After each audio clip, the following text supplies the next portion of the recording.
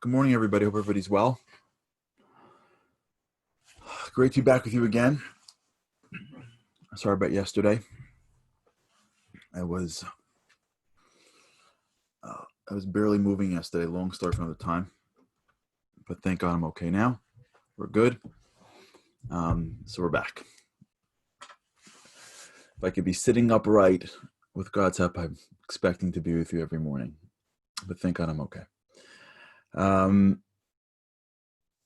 We've been talking a lot about this concept of growth, how it relates to Rosh Hashanah, how it relates to this larger world around us. And one of the things that we're trying to sort of drive towards together is a certain level of independence. There needs to be a certain measure of independence that we have in this world. Otherwise, we always be thrown by the world. People that have worked on themselves for a lifetime are really able to go through very challenging circumstances and be able to emerge with the same level of calmness, of focus, of appreciation, of even positive experiences than those who have very much better circumstances. You see this all the time in life. People with very little, but internally they have a lot.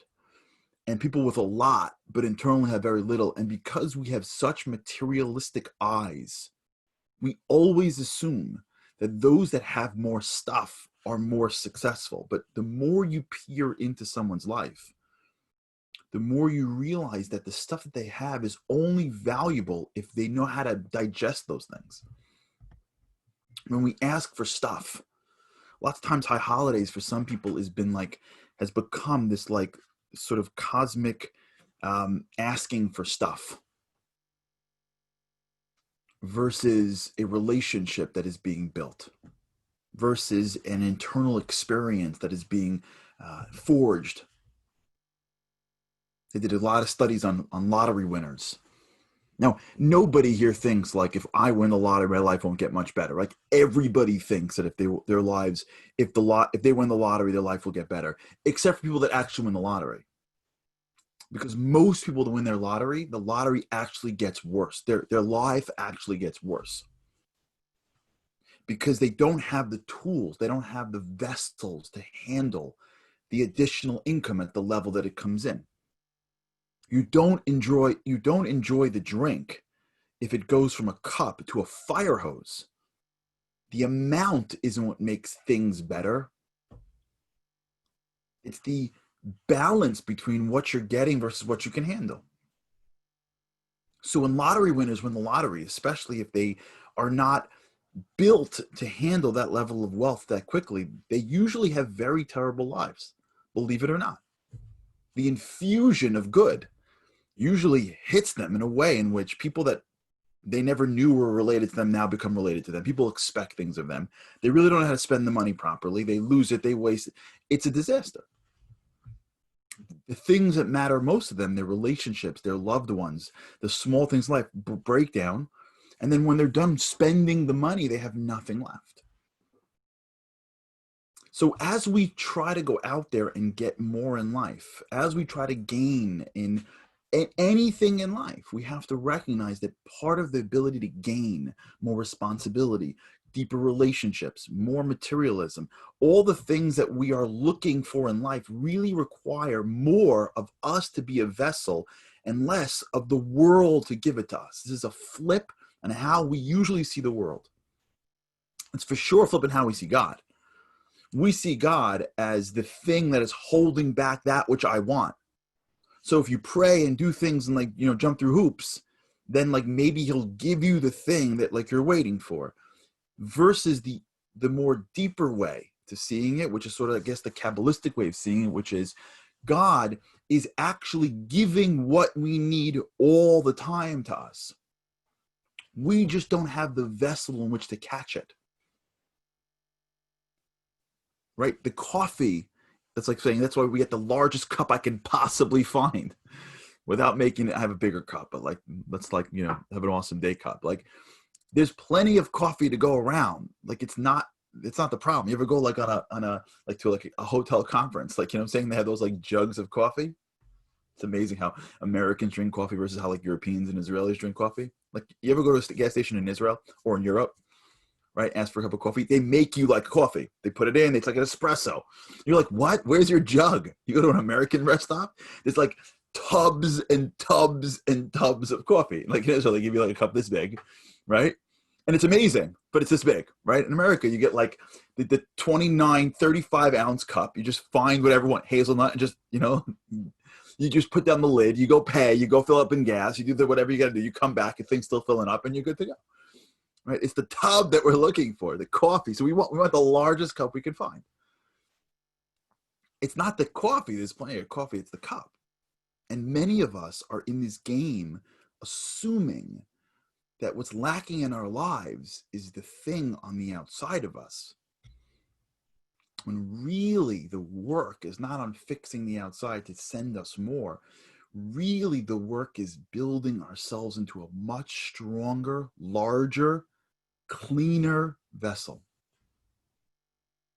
that can process the world better, that can maintain an experience that is in many ways not subject to what the circumstances.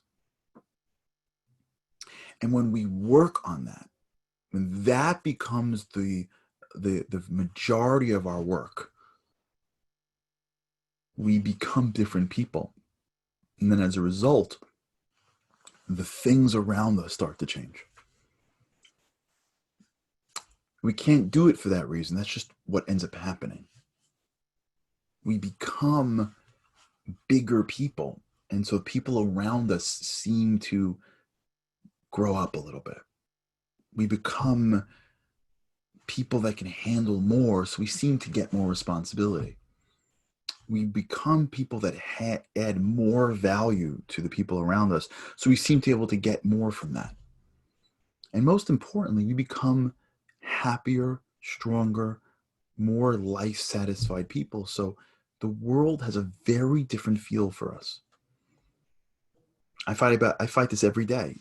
The hustle and bustle of life, is for those of you who live in the New York area and work in Manhattan, I spend most of my life trying to fight against that, even though I spend time on the streets of Manhattan.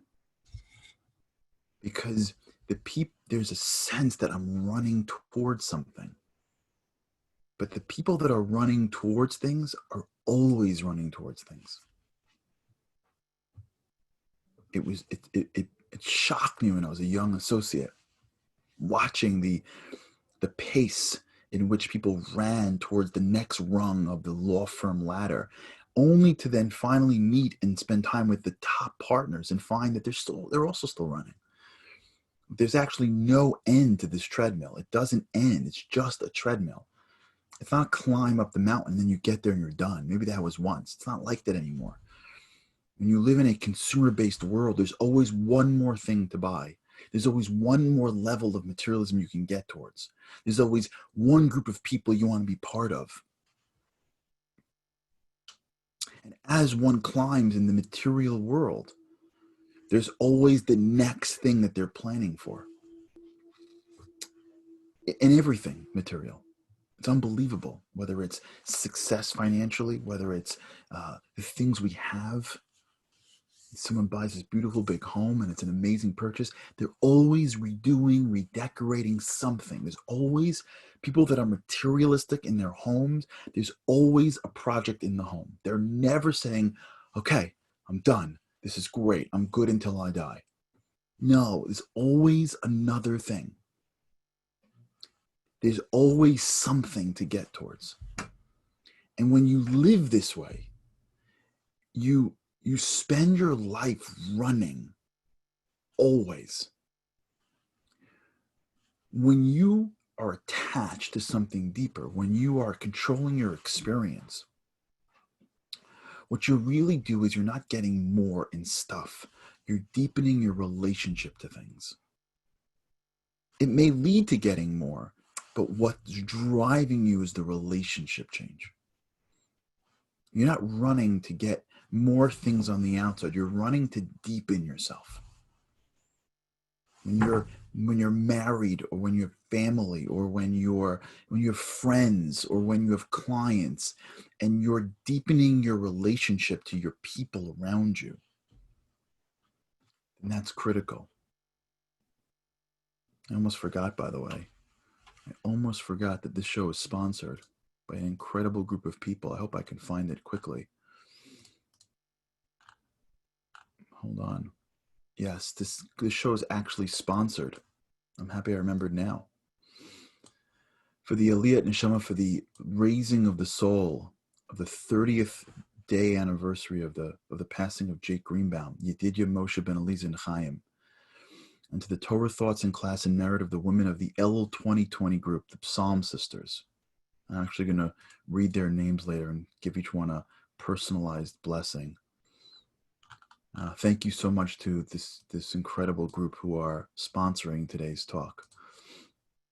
And may the soul have a raising, an aliyah of the neshama. And may all the women that are part of this have the best year of their lives, and may every year afterwards get only better.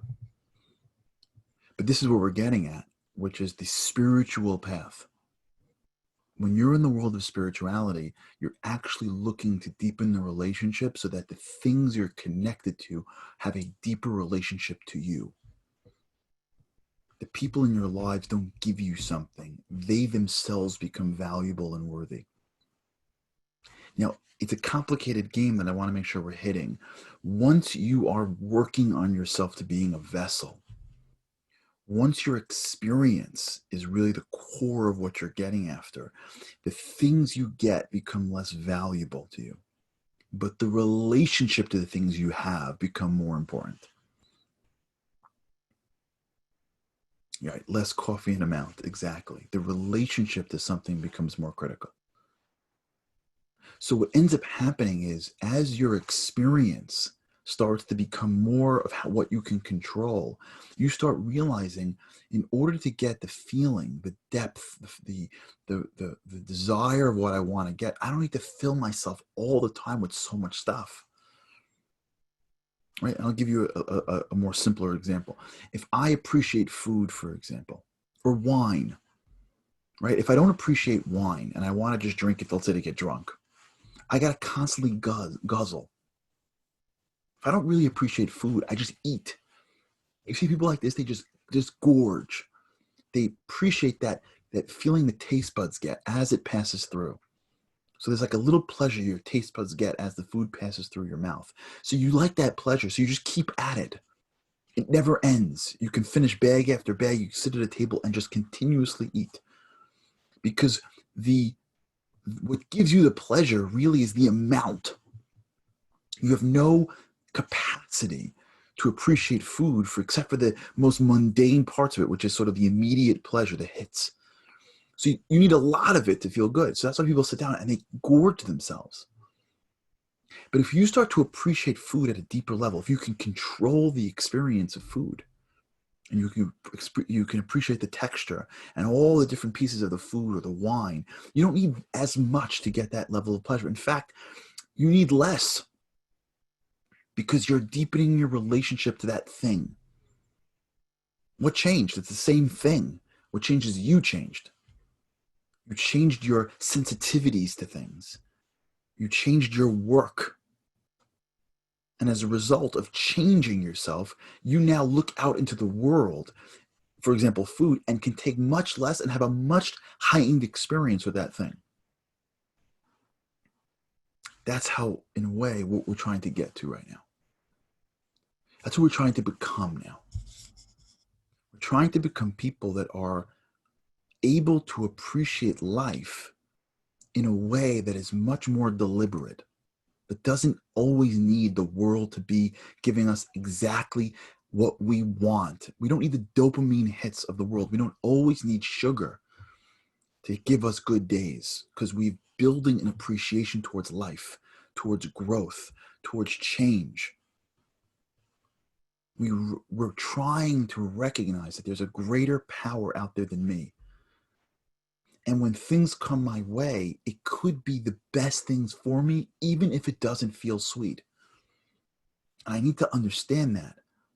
right? The illusion of validity. I don't know how to predict the future. I don't know if something that is sweet now will be good for me later on. I don't know.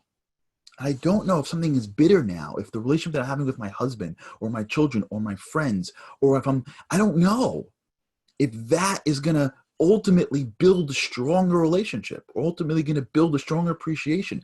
Even if my child is 35, I don't know. I don't know. I don't know what it'll be. I don't know what'll come out of this. When I'm being pushed against the wall because I'm looking for something that I can't find, I don't know what that will ultimately do to me 20, 30 years from now. I don't know. Having a hard time with my parents, having a hard time with my work, I'm having a hard time finding the one that I want, my spouse. I'm having a hard time in life, but I don't know. There's a bigger world out there than me.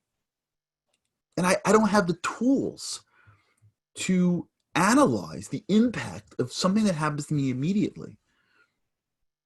So I have to build the ability to see the good in everything that I'm doing. In Hebrew, as we spoke about this word called gam zula tova. This thing is going to be good, but I don't believe it. I don't know it. I have to get to a place in my life where I'm able to reduce the reliance on my predictive abilities. I have no ability. I don't have visibility to see this thing. And because I don't have the predictability to see this thing, I don't really know if at the end of the day, this thing that I'm doing will be ultimately good, which means I have to change my relationship to the thing that's in front of me right now. Because I'm used to being upset when things don't go my way, because that's what happens when I'm a kid. And I could be 50 and still be using the same processes I did when I was 15. I have to stop acting that way.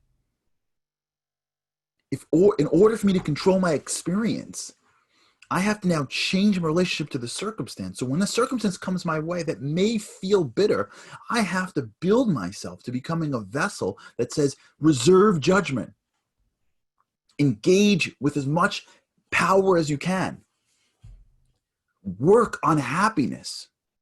Maybe those things to something that's negative could be the best thing for me right now in my life. I don't know. I don't run this world. But when you're doing that process of engaging in challenges in the most empowered way possible, even though it feels like it's not natural, because I'm naturally not happy with challenges. I have to work at this. I have to fake it until I make it. I have to act as if, right? I got to do all the stuff that we've been talking about here. I got to believe that I don't have the neuroplasticities that I got to do all the things. But now I have to work on myself, to look at a challenge, to hear the expressions from somebody else, to not get what I'm looking for. And as a result, find a way to get 10, 20% more empowerment going on. And I'm doing that because the reason why I'm doing it is because I want to be a vessel. I don't want my experience to be subject to that circumstance. And I don't know if that circumstance is going to be good for me or not. How many times has this happened to you in your life? It happens to me all the time. Where something happens and I'm upset and then it ends up working out. I'm like, oh yeah, I should have. Right? How many times has this happened to you where you want to get to the next level? Then you get to the next level and you're like, oh, I should have appreciated that then. When you're in it, you're like, man, I can't wait to be done with this. But then you're done with it. You go, man, I should have appreciated this. I found that with the quarantine stuff. In the beginning, I knew it, but I didn't really appreciate the quarantine enough. Of what it's like to be back home and shut down. Yeah. I want it to be done. As soon as you get done, you're like, wait. There's a lot of sweetness there that I missed. There's a lot of greatness there that I missed. I'm not saying it was all sweet.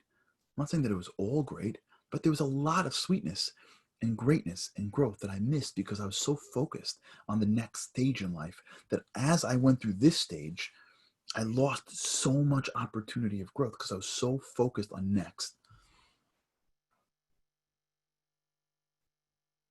If we want to change our lives, we have to believe this concept. There's a lot of good out there. It's not that we're lacking the good. It's that we are not the vessels that can actually take it all in. And when we build ourselves into becoming bigger people, and we change how we deal with what's in front of us, we change. When we deepen our relationship to things, we become more battle-proof. We become more resilient to this world. And as a result, we are more effective and impactful on the world around us in much more subtle ways. Hold on, I had this comment that I think I want to talk about before we leave. What did Rachel Levy say? Yeah. Yeah, it's so important. Let me end with this. What Rochelle, who said this? Is that Rochelle? Yeah, Rochelle just sent a great comment. You can't be so hard on yourselves too. No, I'm not talking about being hard on yourself. I will continue this week. This period of time that we're in right now, for those that are observing this period of time, Rosh Hashanah, Yom Kippur, how it all works, it's all connected to this concept. Deepening. Returning to the true sense of self. Not being thrown by the world. Not using God as a cosmic slot machine to get more stuff. But recognizing that the Creator is within us and we're trying to connect to the deepest piece of who we are. All right, we'll continue this. So great to be back with you guys. What can I tell you? I don't know about you, but I don't have, my day is different if I don't start with you. So I'm happy I'm here. I'm happy I'm back with you. Thanks so much for tuning in.